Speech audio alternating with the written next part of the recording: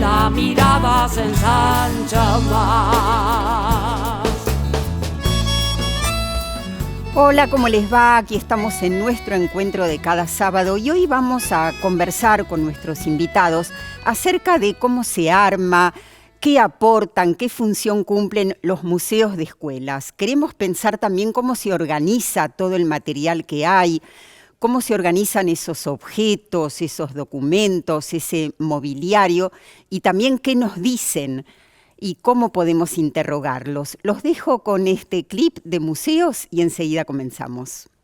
Los años de la infancia pasaron, pasaron, la reja está dormida de tanto silencio y en aquel pedacito de cielo se quedó tu alegría y mi amor. Los años han pasado, terribles, malvados, dejando esa esperanza que no ha de llegar. Y recuerdo tu gesto travieso después de aquel beso robado al azar.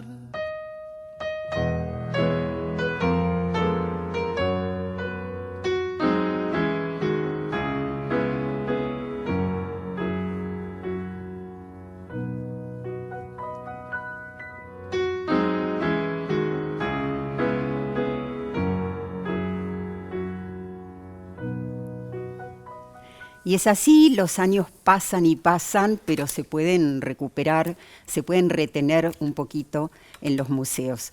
Bienvenidos a los tres, Mariano Ricardes, Malena, Daniela. Lo primero que quiero comentar con ustedes es que me parece especialmente interesante la formación que cada uno tiene para estar coordinando, dirigiendo, en tu caso, Mariano, el Museo de las Escuelas. Bien, bueno. Sos, por ejemplo, profesor de historia. Así es, sí. ¿Y estás haciendo una maestría? También en Ciencias Sociales con mención en Historia, sí. Una maestría en Ciencias Sociales con mención en Historia, que seguramente a los fines de dirigir un museo es muy importante. Ya nos contarás en todo caso porque Malena Previtali, bueno, más allá de tu función puntual de las dos, de la de Daniela también, Cotliar en el museo, vos tenés otra formación. Sí. ¿Cuál es? Yo soy docente de educación primaria y de artes visuales. Uh-huh. Y bueno, trabajé muchos años en escuelas de distinta modalidad, de distintos niveles, y después empecé a frecuentar los museos y a empezar a trabajar en el área educativa de algunos museos. Tuve distintas experiencias en museos de la ciudad, como el Sibor y el Malva también en un momento. Y bueno, así me fui acercando a este mundo museístico. Te formaste en el IUNA, en el IUNA. Instituto Universitario de Arte. Sí. Y vos tenés otra formación, Daniela. Sí, yo soy licenciada en Ciencias de la Comunicación con orientación en Educación, que también es toda otra perspectiva de la comunicación. Y también soy maestra de grado, también soy técnica en recreación y tiempo libre, digamos, es como una articulación ahí de perfiles que el museo es un espacio genial, digamos, para que estos cruces se den. Claro, sos técnica en recreación y también supongo que todo eso debe ser muy útil a los fines del trabajo de guía, ¿no? Sí, también. sí, tengo también experiencia en educación no formal, muchos años, bueno, sí. Ahora, bueno, a ver, decíamos en la apertura del programa cómo se arma un museo, pero cómo se arma puntualmente ¿cuándo comenzó? Bien. Yo trabajo en la universidad también, en la Universidad Nacional de Luján, soy profesor en Historia de la Educación, y el museo surge ahí, en un principio, ¿no? En mediados de la década del 90, a partir de la propuesta de maestro Rubén Cucuza, y de un proyecto de extensión y de investigación que es Istelea, que todavía continúa, es Historia de la Enseñanza de la Lectura y la Escritura en Argentina, comienzan a armar y a recuperar algo de ese material escolar a partir de donaciones particulares y de instituciones. ¿Pero este museo es puntualmente de la ciudad? Es una articulación. En el 2001 había unas maestras de nivel inicial que estaban también haciendo una muestra, Marcela Betelu estuvo ahí muy implicada, y con muestra sobre el nivel inicial, articularon estas dos propuestas, es colaborativo, ¿no? Y a partir de ahí, en el 2012, firmó un convenio con la ciudad de Buenos Aires, con el Ministerio de Educación, y se conformó el Museo de las Escuelas, y ahí ingresó Silvia Alderocchi como referente, y María Cristina Linares, del equipo de Luján, para la curaduría educativa, ¿no? Y de historia. Uh-huh. Bueno, es interesante entonces que vayamos viendo, pero también hagamos la salvedad, no es el único Museo de las Escuelas que hay, es en el que más vamos a centrar hoy, vamos a conocer uno más, vamos a mencionar otro, y quizás también vamos a empezar a pensar que podría haber en todas las provincias, ¿no? Exacto, sí, hay un movimiento de recuperación del patrimonio histórico educativo. Y también hay diferentes tipos de museos, ¿no? Están los museos pedagógicos, que son los más antiguos, con la conformación del sistema, se fueron armando para la formación de docentes. Y después están los espacios de memoria, ¿no? De recuperación de la memoria institucional de cada escuela, y los museos escolares de las escuelas, que en un momento tenían mobiliario y material didáctico específico, y nosotros somos un museo de historia de la educación, más general, ¿no? Nos pensamos así, de historia de la educación y de historia de la escuela. Para que se entienda que esto es así, vamos a ir viendo las primeras imágenes y ustedes nos van contando qué estamos viendo ahora, a ver. Bien, bueno, ahí tenemos diferentes objetos del patrimonio, de piezas que conforman las colecciones del patrimonio del museo. Ahí hay una canopla, de madera en esa época, exacto. Claro. Plumas, cajitas de plumas y plumas de metal para la práctica de la escritura, esas son importadas de principio del siglo XX. Las famosas cucharita y cucharón. Así es. Ahí están los portaplumas y ese... bueno, los tinteros, ese es antiguo, ¿sí? Y la tinta la escritura y la práctica de escritura en la escuela fue muy importante, entonces tenemos muchos de esos materiales. Los juguetes, porque también hacemos referencia o estudiamos las infancias. La valija de cuero, ¿no? La valija. El vasito plegable, que nos habla también de algunas prácticas del higienismo en la escuela. Que se usaba en los recreos. En los recreos, para ¿Y ese? Ese cocodrilo, en realidad es un yacaré, que es parte de estos museos escolares, ¿no? Para la enseñanza de ciencias. Claro. De zoología sería. Claro. Ahora... ¿cómo llegó a formarse este museo en el que ustedes trabajan? Digo, ¿hubo donaciones? ¿Cómo se hizo?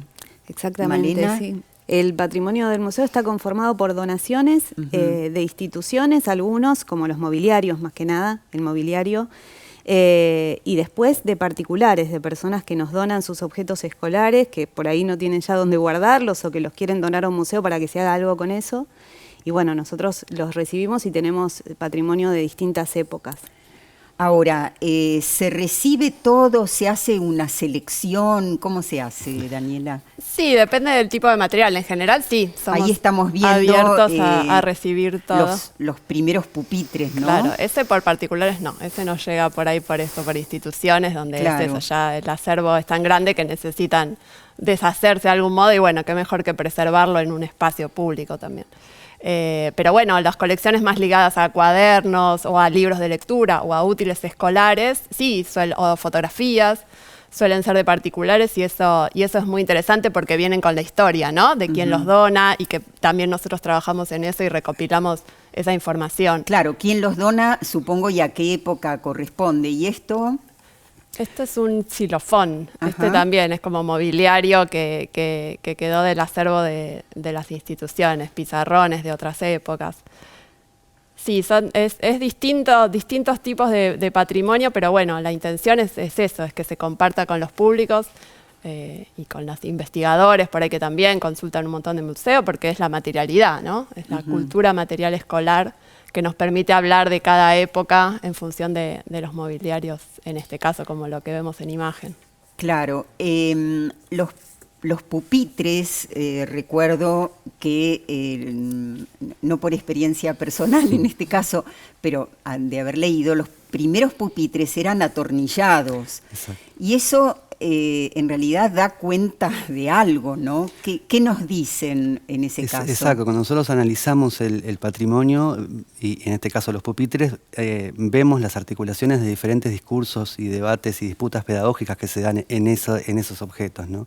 En el mobiliario, en el pupitre específicamente, está el control del cuerpo, ¿no? Claro. Está también pensado en la forma de la espalda, del asiento, de la mesa inclinada, para la escritura del cuidado del cuerpo. Entonces también hay un discurso médico, higienista. Bueno, ahí hay diferentes discursos que podemos ir analizando y transmitiendo también en los encuentros, en las Claro, visitas. está muy bien lo que decís. Por un lado es eso, pero se me ocurre también que es también decir, bueno, cada uno en su pupitre. Exactamente, ¿No? sí, como un modelo pedagógico de una época, Exacto. ¿no?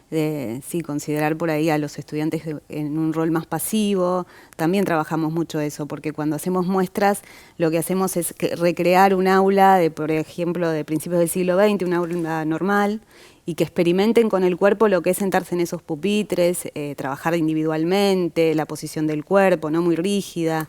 Y sí, habla de una mirada sobre la educación totalmente distinta que por ahí la que... Claro, una época donde el docente decía, no hablen, no miren lo que hace el Exacto. compañero, o sea, ni miren, ¿no? Estaba apuntado a un trabajo, sí, individual y quieto así también, es, ¿no? En cuerpo claro. quieto. Como mal visto el intercambio, o sea, todavía no había conciencia de la riqueza del intercambio. ¿Querías Sí. decir algo, Daniela? No, que esto es muy interesante cuando trabajamos ahora, ¿no? Bueno, y en virtualidad por ahí con los encuentros que hacemos, donde cuando mostramos estas imágenes a las nuevas generaciones, digamos, esta cuestión de la materialidad, ¿no? Y cómo mirar ese objeto, aunque ahora tengamos a través de la cámara, pero nos permite dar cuenta de esa rigidez del cuerpo, ¿no? Y de lo que implicaba. Pero que hasta uno no ver el objeto, por ahí lo leyó en teorías cuando se estudia historia de la educación, pero cuando uno ve el objeto ahí y entiende, digamos, mucho más esta lógica escolar de esa época, ¿no? Sí, rigidez en el cuerpo que también la podíamos ver en las fotos. Claro, ¿no? total. Esa articular así, como todos los discursos, nos permite ilustrar mucho más, ¿no? Esa época y valorizar los cambios, ¿no? Porque eso también se trata para las nuevas generaciones.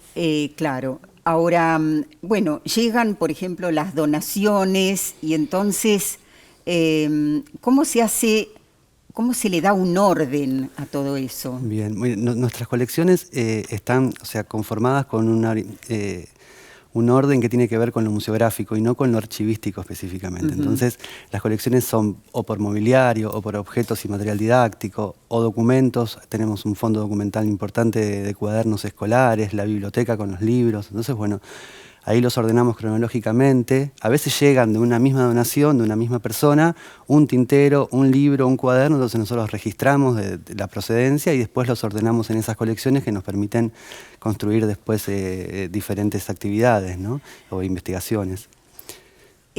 Bueno, y pensaba, bueno, así como los pupitres primero atornillados, después no atornillados, pero igual en fila uno tras del otro, también dicen algo los cuadernos o todo lo que generaba, el riesgo que generaba el escribir con tinta y pluma, ¿no? Sí, también es algo que trabajamos mucho y le hacemos la práctica en nuestras muestras, por Sí. ejemplo, donde hacemos que vivan esa experiencia de escribir con la pluma y el tintero y en cursiva, ¿no? Con esa letra caligráfica que tenía que ser siempre igual a un molde. Ahí hay libros, ¿no? Este es un libro, Un Nuevo Amanecer.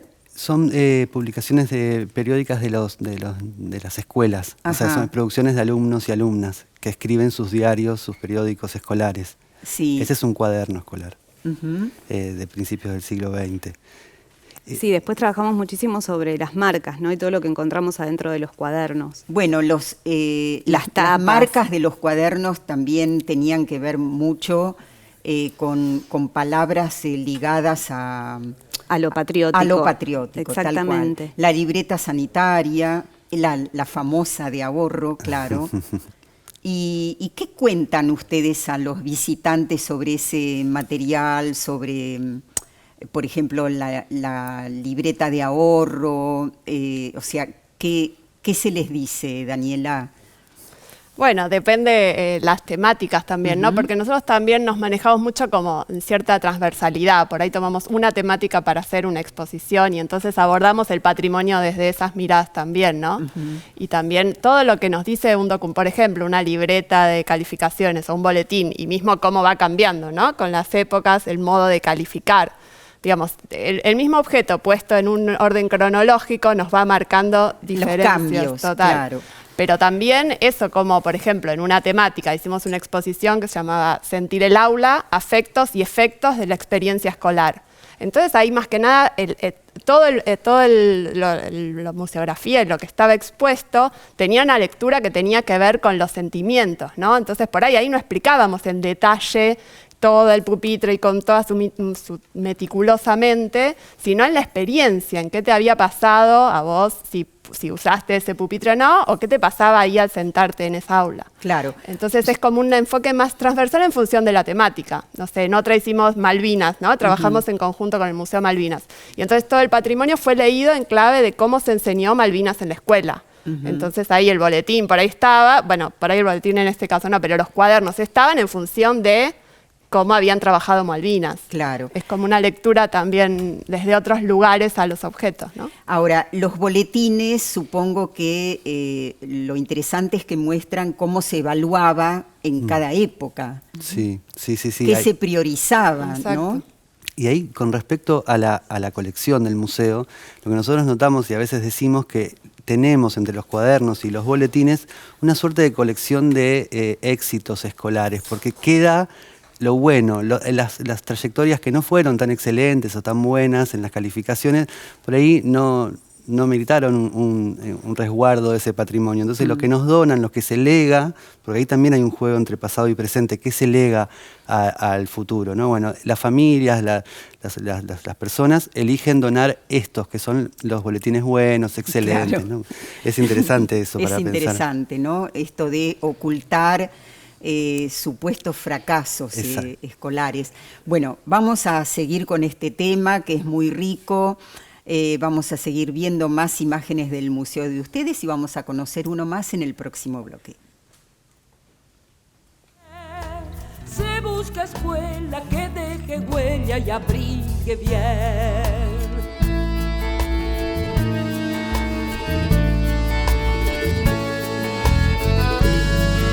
Los ojos y la mirada. Y ahí estamos viendo más imágenes del Museo de las Escuelas. ¿Son las clásicas láminas, Mariano? Láminas para la enseñanza de la zoología, bueno, acá tenemos láminas, en este caso son representaciones de pueblos indígenas, Sí.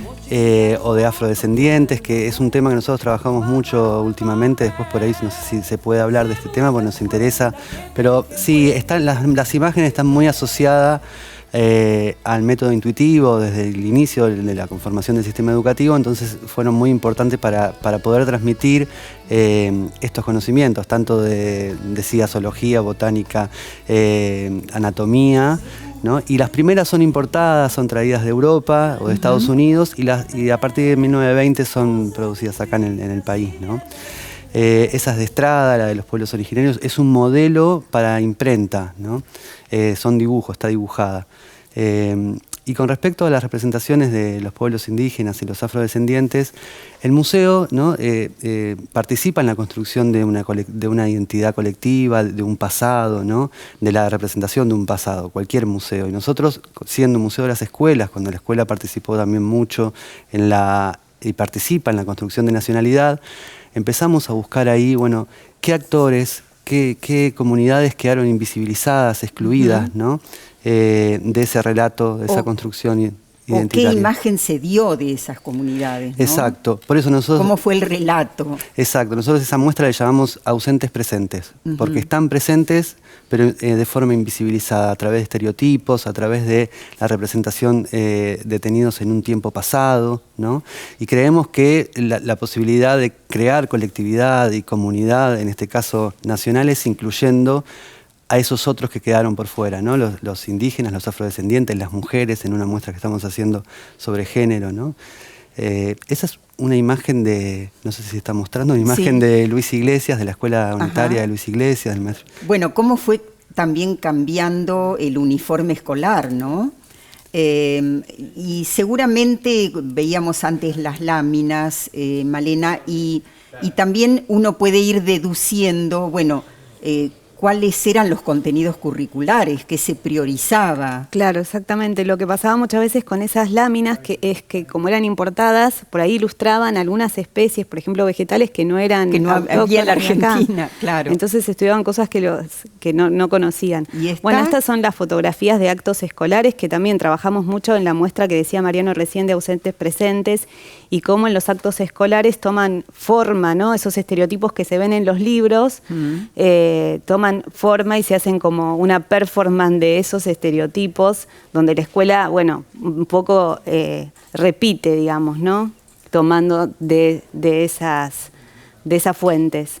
Y bueno, un poco para reflexionar sobre eso, ¿no? Cómo la escuela sigue construyendo ese relato a través de los actos escolares, que ahora está mucho más cuestionado, ¿no?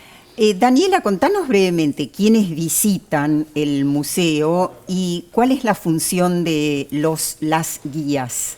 Bueno, en principio tenemos una particularidad que no tenemos nosotros una sala propia de exposición. Entonces esto ya nos marca otro encuadre.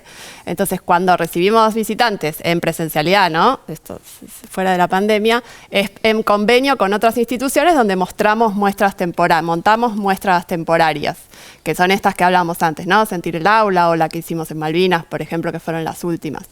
Y ahí visitan, quienes más visitan, y nuestro público fiel, digamos, por decirlo así, son los estudiantes de profesorados docentes, claro, ¿no? Claro. Ellos son como nuestro público de siempre, bueno, y que se va renovando con las generaciones, y es tan interesante trabajar porque es lo que hablábamos antes, ¿no? Ellos también están formándose para ser docentes, y por ahí es esto, leen contenidos de historia, pero al venir al museo los resignifican, los terminan de comprender, digamos, y podemos estar todo el tiempo reflexionando de las nuevas prácticas, ¿no? Cuando ellos estén en las escuelas, en las aulas.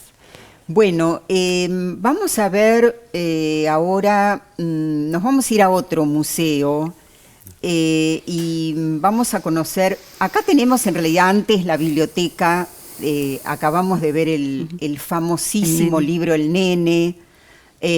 ¿Son libros de principios del siglo pasado, Mariano? Sí, es de fines del siglo XIX, por ejemplo El Nene, y que marcan ahí un canon, ¿no? de lo que son las lecturas escolares. Claro, y cómo eran los métodos de alfabetización, exacto, por la ejemplo. escena de lectura normalista, ¿no? Ahí hablábamos de lo que es la imagen acompañando la palabra generadora, ¿no? Y las indicaciones de los docentes y las docentes, porque son docentes los que producen esos libros, ¿no? En ese momento. Ahora cambió un poco eso, pero en su momento eran los docentes normalistas que escribían los contenidos y además también daban algunas ideas de cómo trabajar en el aula, ¿no? Eran contenidos muy moralistas. Exacto, ¿no? Sí. Y la importancia de la enseñanza, ¿no? De la lectura. Acá ya estamos en otra época. Así es, sí. Se espupilló, ya son los 60, cambia la materialidad, ¿no? Y la materialidad, estos ya son los 90, ahí 80. Ahí está el trébol azul, que claro, ya estamos en las últimas 2 décadas, 3 décadas. Y esto es lo más nuevo. Exacto, la materialidad del libro nos habla también de las prácticas de lectura adentro del aula, ¿no? Esos libros son de tapa blanda, a veces anillados, que no se corresponden con la escena de lectura del nene, que es con tapa dura y un libro chiquito para pasar al frente y leer en voz alta, ¿no? O en el banco, ahí hay un cambio en la práctica de lectura. Y las de los 60 también intervienen a partir del 60 toda lo que es un discurso visual destinado a la infancia, ¿no?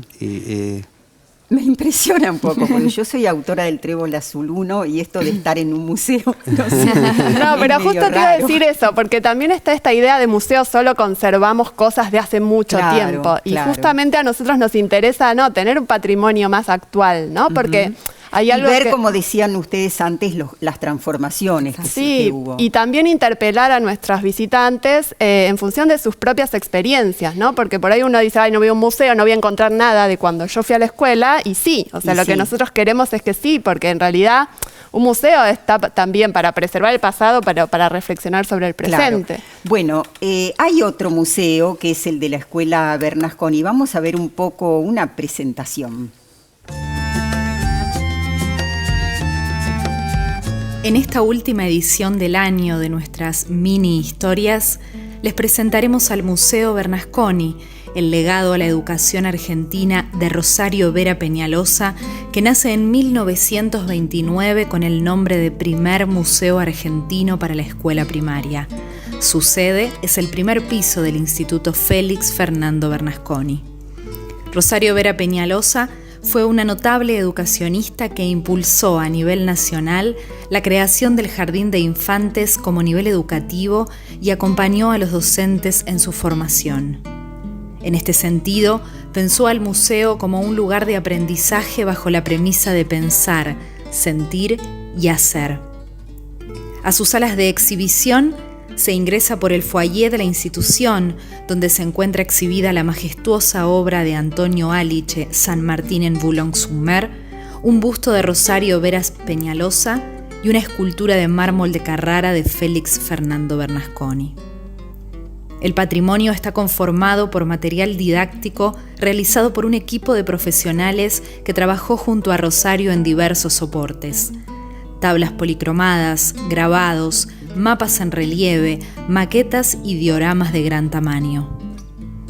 A todo este material se suma la adquisición de artesanías de diversas provincias argentinas e importantes donaciones de colecciones como animales taxidermizados, obras pictóricas y numerosos objetos provenientes de la comunidad.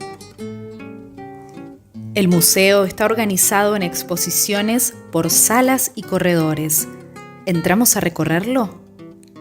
Animales de nuestro país propone ingresar al mundo de las ecorregiones de Argentina, a descubrir la biodiversidad y a reflexionar sobre el medio ambiente y el cuidado de nuestra fauna.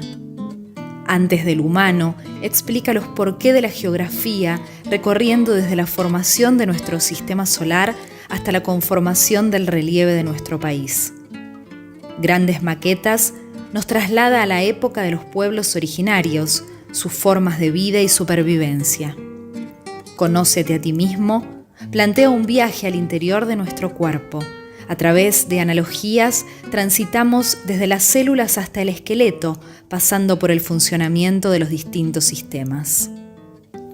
La Sala de Arte Aurelio Cincioni invita a recorrer nuestro país de la mano del artista argentino Aurelio Víctor Cincioni y sus paisajes. La magia del noroeste nos introduce en las costumbres y tradiciones del norte de nuestro país, el carnaval, los tejidos y sus paisajes. Hasta donde alcanza la vista, invita a recorrer varias ecorregiones de nuestro país, pero además es el espacio lúdico y de recreación en el que realizamos las actividades durante las visitas guiadas. Escribir es humano es volver sobre la memoria colectiva y la historia del instituto, sus investigaciones experimentales y sumamente innovadoras a nivel educativo. San Martín, según Rosario, se basa en el análisis de su libro Las 6 rutas del cruce de los Andes. Además, en esta sala conocemos la vida de Rosario y sus aportes a la educación. Del Buenos Aires colonial nos acerca a la vida durante la época colonial, sus personajes y la conformación de la sociedad de ese momento. El Museo Bernasconi cumple hoy con la misión para la que fue creado: ser una herramienta educativa capaz de brindar un ambiente de libertad con cierta intencionalidad lúdica en el que los chicos y chicas puedan aprender y disfrutar. De esta manera, con nuestro querido Museo Bernasconi, nos despedimos hasta una nueva edición de Mini Historias. Bueno, solo entrar al Colegio Bernasconi, al Instituto Bernasconi, es un bellísimo edificio. Una pregunta muy breve. ¿Ustedes se relacionan, los museos de escuelas, se relacionan entre sí? Sí, articulamos actividades. Bueno, justamente nosotros estamos en esa sede provisoria dentro del Bernasconi, entonces estamos muy relacionados. Además también dependemos de la misma repartición del gobierno de la ciudad con el Bernasconi. Entonces hacemos actividades, incluso en la Noche de los Museos. Vamos a estar compartiendo actividades y también con otros espacios. Estamos muy vinculados también con los espacios de memoria del Mariano Acosta. Ahora vamos a hablar en un ratito Exacto. del Mariano Acosta. Vamos a escuchar antes a la coordinadora del Museo del Bernasconi, Florencia Ortolani. Hola Mirta, hola a todos y a todas, muchas gracias por esta oportunidad y por el espacio de estar hoy aquí compartiendo todo lo que tenemos en el Museo Bernasconi. El video que acabamos de ver es un material que desarrollamos el año pasado durante la cuarentena, buscando caminos alternativos para acercar toda nuestra historia a la comunidad. Nuestro público principal es la escuela primaria, pero también se acercan los profesorados y las cátedras de carreras relacionadas con la educación.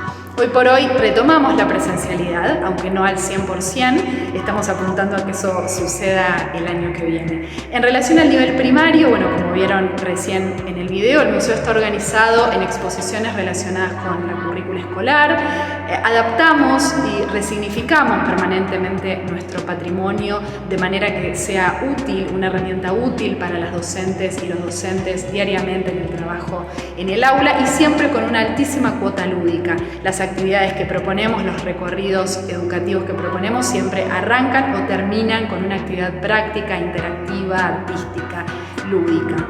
Por otro lado, como les decía también, se acercan los profesorados, las carreras universitarias relacionadas con la educación, a realizar nuestra visita guiada, nuestro recorrido enmarcado dentro del programa Formador de Formadores, que nosotros venimos realizando históricamente ya hace muchos años, pero bueno, el año pasado lo desarrollamos puntualmente y haciendo especial hincapié en la virtualidad. Y hoy por hoy estamos muy contentas y muy contentos en el equipo del museo de contarles que estamos recibiendo solicitudes de todo el país y no solamente de las provincias en donde Rosario Vera Peñalosa tuvo injerencia.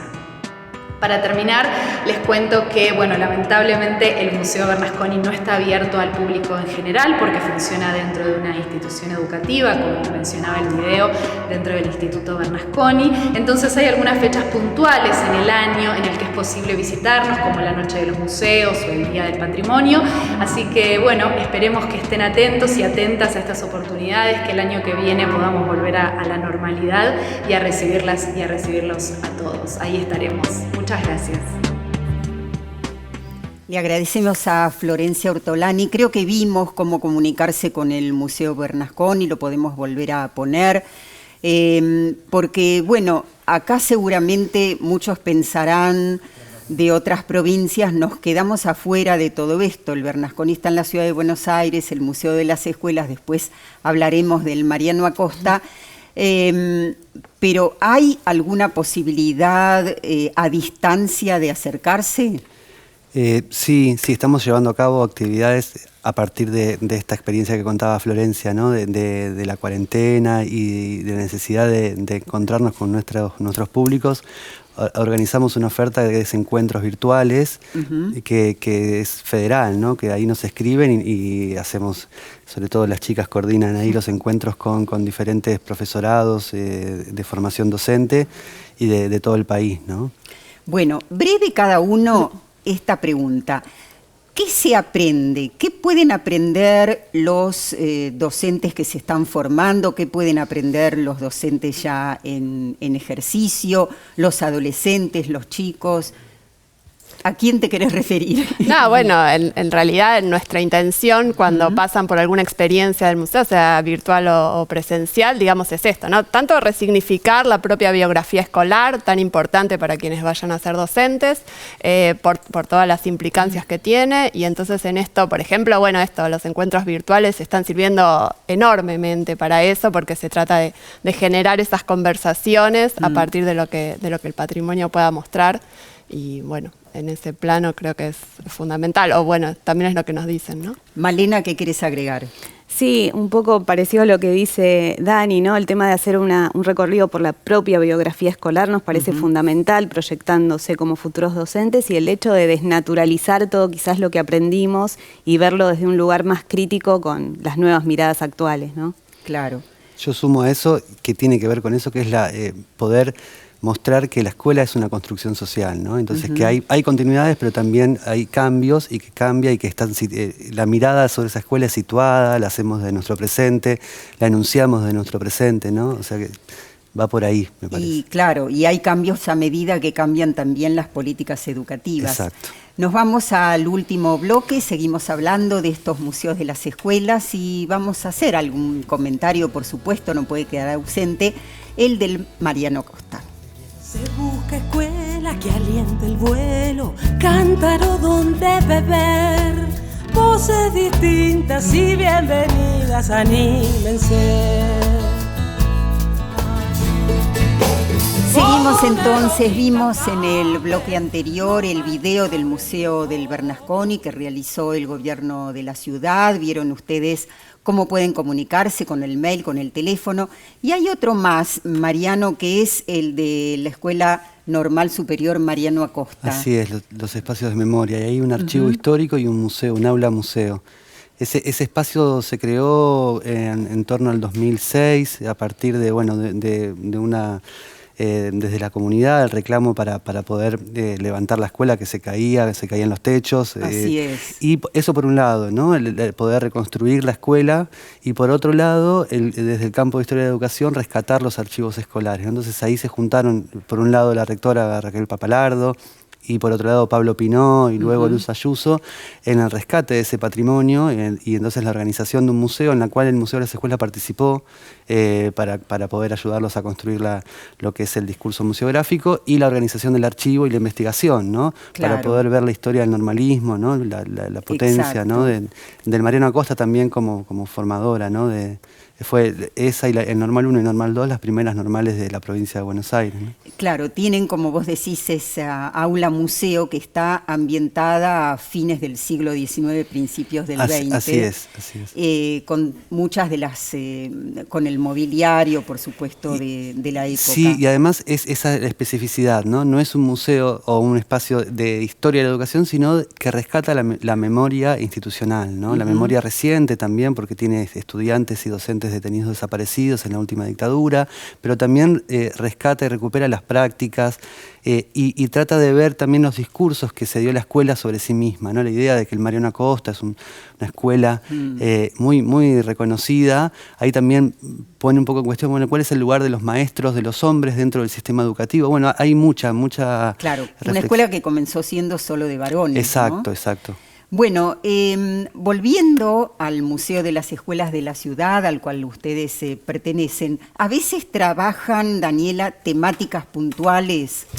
Sí, tenemos las transversalidades que decíamos antes, y bueno, por ahí en este último tiempo, bueno, esta muestra que decía Mariano de las representaciones de indígenas y afrodescendientes, y ahora estamos como en esta revisión de nuestro patrimonio en función de una lectura de género, y entonces estamos, bueno, ahora con un encuentro virtual en particular, estamos haciendo encuentros virtuales, una temática específica es esta, y hacemos esto, ¿no? La relectura del patrimonio para ver cómo la escuela, digamos, fue generando también y reproduciendo en un punto los mandatos de género, ¿no? Entonces es muy interesante todo lo que está pasando porque, bueno, es esto, trabajamos con los profesorados docentes, estamos enmarcados en la ESI, entonces, bueno, también es un trabajo muy colaborativo, ¿no? Con los docentes, los profesores de profesorados, que cuesta tanto también trabajar el tema y es tan necesario. Desde el museo nos posicionamos también, bueno, cómo el museo puede aportar a la deconstrucción, ¿no? Y la verdad que es muy interesante lo que sale en los intercambios porque trabajamos mucho desde esas experiencias, ¿no? Qué importante que la visita al Museo de las Escuelas de la Ciudad sea realmente parte de la formación docente, ¿no? ¿Qué decís? Sí, exactamente. Pasa esto, ¿no? Que las chicas y los chicos que se están formando como futuros docentes empiezan a recorrer su propia biografía, como decíamos antes, y empiezan a mirar también todas estas prácticas, estos materiales con los que aprendieron en su propia escuela, con mirada de género, ¿no? También con una mirada más diversa, lo que vuelve más reflexiva esa práctica y en vistas a sus prácticas futuras también. ¿Y qué vemos ahora? ¿Qué estábamos viendo? Eso era como de una reseña del 2017, en un popurrí de escenas del museo.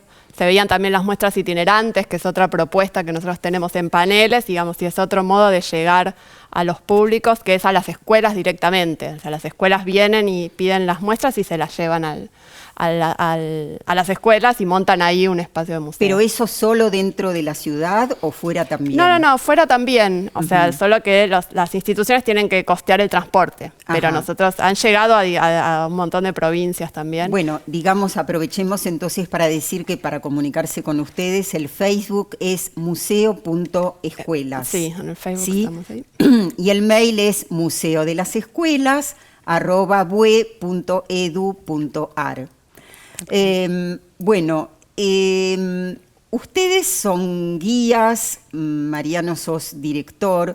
Primero contanos brevemente, ¿cuál es la función de un director de este tipo de museos? Bien. Mi llegada a la dirección, a la coordinación del museo, parte también de mi trabajo previo en la parte educativa, en el área educativa, y también de luego en la recuperación del patrimonio y la investigación, ¿no? Entonces, un poco trato de articular eso, ¿no? Lo que tiene que ver con esa experiencia en el trabajo de comunicación y de investigación del patrimonio, y al mismo tiempo articular, y mi fusión hacia afuera quizás del museo es con otras instituciones en un momento en el que no tenemos sede. Entonces lo que buscamos son acuerdos colaborativos con espacios culturales, otros museos, tanto para el préstamo... ¿Es bueno o es malo no tener sede? No es bueno. O sea, todo museo necesita, ¿no? Sabemos que las trayectorias de los museos generalmente empiezan así, sin un lugar, y posteriormente... Y después finalmente se asienta. Se establecen. Nosotros, bueno, podemos reclamar esto, ¿no? Sí, un espacio fijo para este museo. Lo hacemos siempre, en cada oportunidad. El año que viene cumplimos 20 años, ¿sí? Desde la creación del museo, entonces nos parece que es una oportunidad para conseguir una sede, ¿no? Bien. En realidad pienso que en todas las provincias, en las ciudades, en los pueblos, se puede tranquilamente hacer una convocatoria a la comunidad para que empiece a donar y que haya en cada uno de los lugares, aunque sea un pequeño museo de escuelas de patrimonio propio, ¿no? Ustedes reciben chicos, reciben adolescentes, adultos, bueno, supongo que familias, público en general. ¿Alguna anécdota, Daniela? Bueno, sí, hay un montón de situaciones que es esto, que qué pasa con lo inesperado, ¿no? Y con el encuentro con los y las visitantes, que es como la base también de nuestro museo. Por ahí ahora con esto de los encuentros virtuales nos pasa mucho que como cada alumna o alumno está en su casa, ¿no? En esta modalidad nueva que todos estamos habitando, y entonces aparecen otras generaciones, ¿no? Entonces nosotros estamos mostrando los objetos y aparece la abuela de alguna de las alumnas y empieza a dar fe, digamos, de todo eso que se está contando, ¿no? Es súper interesante. O los chiquitos, los hijitos. Entonces tenemos un encuentro que es sobre la historia del nivel inicial y entonces también se narra toda una historia y están ahí frente a la cámara los hijos o hijas de las estudiantes y está, sí, porque se da un momento emotivo muy único, ¿no? Claro. En esto también de que lo virtual parece que no hay encuentro, bueno, se logran ciertas instancias que hacen vital todo, claro, ¿no? Y que a lo mejor de otro modo no se lograrían. Malena, pequeña anécdota. También en relación a esto de lo intergeneracional, ¿no? Que es algo que al museo apunta muchísimo, por ahí en la presencialidad también se da mucho este cruce cuando armamos espacios que recrean el patio escolar. Entonces ahí, bueno, damos la posibilidad de que se pongan a jugar a los juegos que jugaban cuando eran chicos, el elástico, la soga, la rayuela, y se da mucho esto de la demostración del adulto hacia los niños, hacia las niñas, cómo jugaban cuando eran chicos, y ellos también empiezan a descubrir que tienen ese aprendizaje en el cuerpo todavía, ¿no? Entonces se da ese cruce que es súper interesante también, sí. No te dejo contar anécdota todavía porque vamos a ver, vamos a despedirnos del Museo de las Escuelas al que pertenecen ustedes con el abecedario que vamos a ir viendo y nos van a contar, bueno, cómo se armó. Ahí dice... Zapatos escolares. Nosotros el año pasado, justamente por la coyuntura, bueno, tuvimos que diseñar, nos reinventamos un poco como museo y armamos distintas publicaciones, secciones. Una de ellas fue el abecedario escolar que fuimos publicando en el Facebook.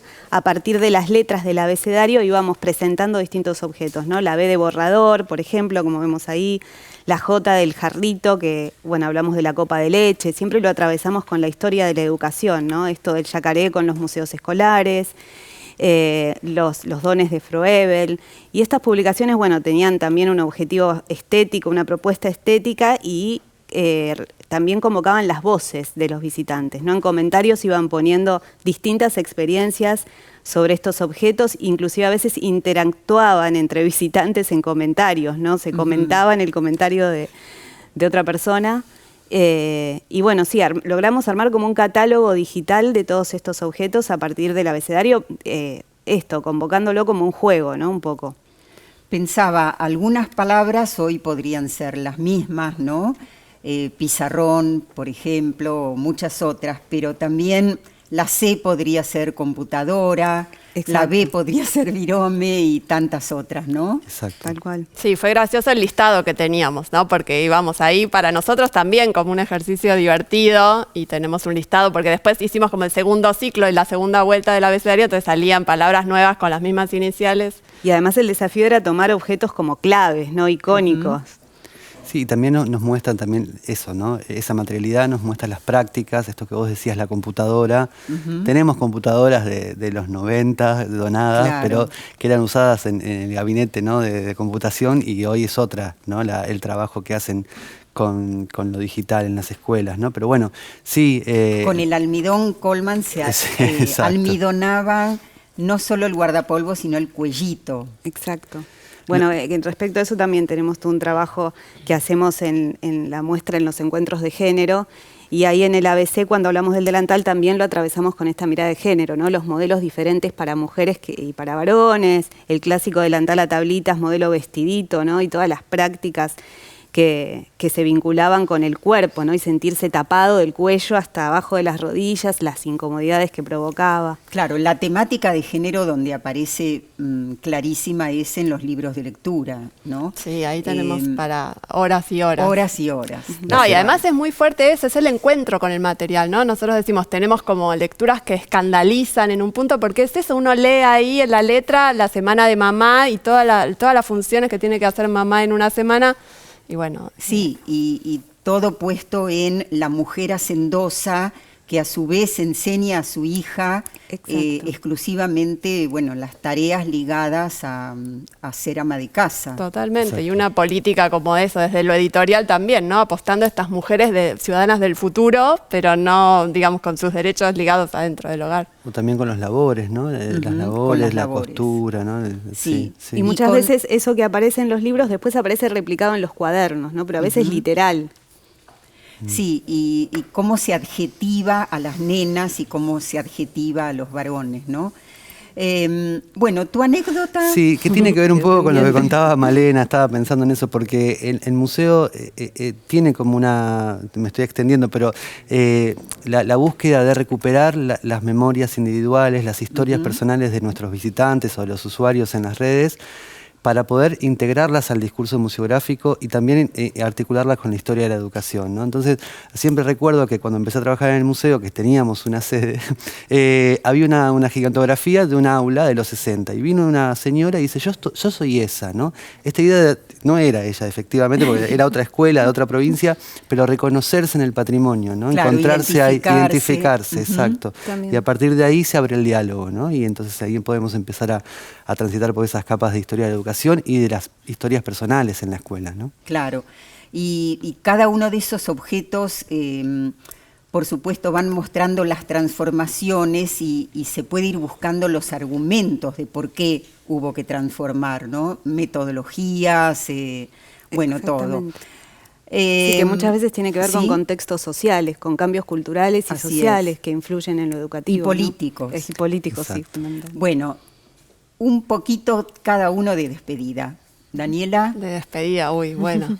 No, nada, invitarlos a ser parte, invitarlas tanto a los particulares, tanto, bueno, en las donaciones, porque nosotros recibimos estas donaciones de particulares que tiene que ver con preservar un patrimonio público, ¿no? O sea, uno dona un cuaderno y eso no es que hay una colección del museo nada más, sino que se pone a disposición del público, de investigadores, y nos sirve también para nuevas muestras que generan esta empatía que decía Mariano, de por ahí otro visitante viene y se encuentra ahí. Así que en eso, más que invitados, bueno, y a los encuentros virtuales y presenciales cuando podamos. De despedida, Malena.